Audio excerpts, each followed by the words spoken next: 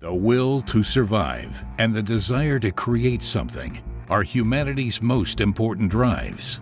Even the worst strokes of fate cannot break these needs.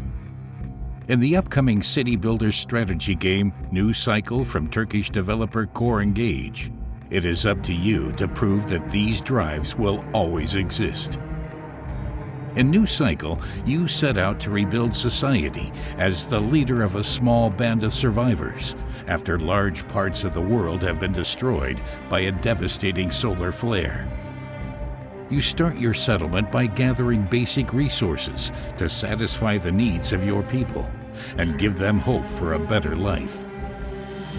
Over time, refugees will join you, children will be born, and your small community will grow. But as a result, the needs and demands of your people will grow as well. If these needs are not met, the morale of the entire settlement will deteriorate, with potential devastating outcomes. Through hard work and consistent research into forgotten technologies, you'll evolve your settlement. The more advanced the technology, the higher the requirements for completing that research will be. For example, paper production and a corresponding supply of wood for the sawmill play a major role in your ability to evolve your settlement. In addition, some research branches build on top of each other. If you haven't researched basic metalworking techniques, you simply don't have the base to process tin ore to ingots later. You will only have to manage a handful of different resources at the beginning, but this number increases threefold or even fourfold after a few hours into the game. More technologies ensure a steadily increasing quality of life for your people, but also lead to higher demands from your residents. Soon, it will no longer be enough for your inhabitants to live from emergency rations or to run through the streets in torn rags. They will demand a variety of meals, warm clothes, and proper health care.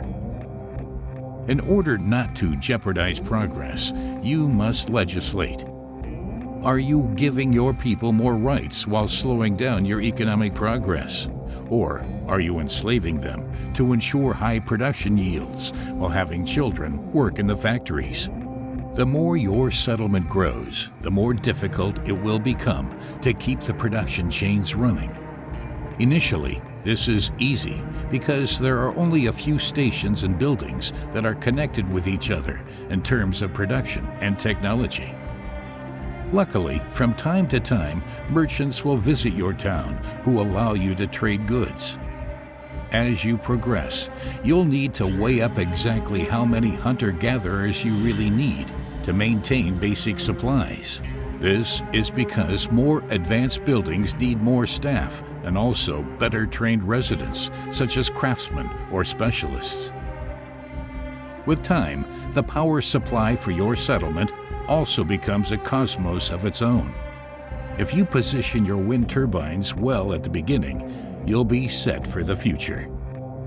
But you can't always rely on the wind, and further into the game, you will have the opportunity to produce larger amounts of electricity via coal-based power plants. In addition, some buildings later in the game, such as mines or smelters, consume a lot of power, which automatically leads to bottlenecks. Also, random sandstorms can have a massive impact on the efficiency of your wind turbines. An event like this inevitably leads to the question, which buildings do you shut down in order to not put the power supply of your most important infrastructure at risk? And how will your residents react to smaller food rations or to strenuous extra shifts, even if it is only for a short time? The morale of your residents is not the only challenge. Harsh winters, sandstorms, droughts, and other natural disasters pose a constant threat to your fragile community's efficiency and health. Of course, there are also glimmers of hope. Completing tasks brought to you by your residents or visitors is always a welcome morale booster. It gets even more exciting in the later parts of the game, when you're able to send expeditions into the surrounding areas of your town. You never know what resources and opportunities your scouts will encounter on their journeys.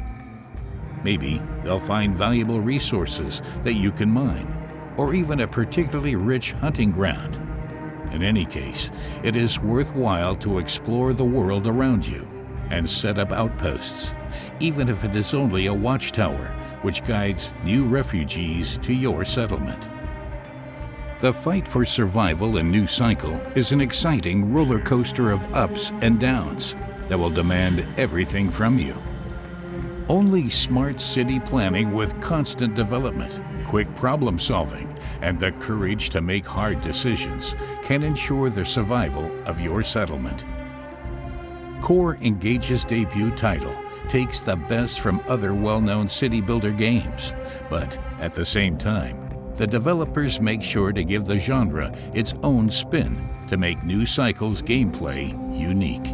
The game will release in early access on January 18th, offering a sandbox mode, as well as a campaign that acts as both a large-scale adventure and tutorial that will teach you everything you need to know to succeed in the more challenging scenarios. Prepare to take drastic measures to save these cities from their demise. In Sandbox mode, you can select exactly how difficult the game will be and which biome you want to settle down in. Each biome available at the early access launch offers an exciting mix of advantages and disadvantages. For example, if you choose the mountainous region, you will have to deal with harsh winters and less food, but you will have significantly increased yields from mining.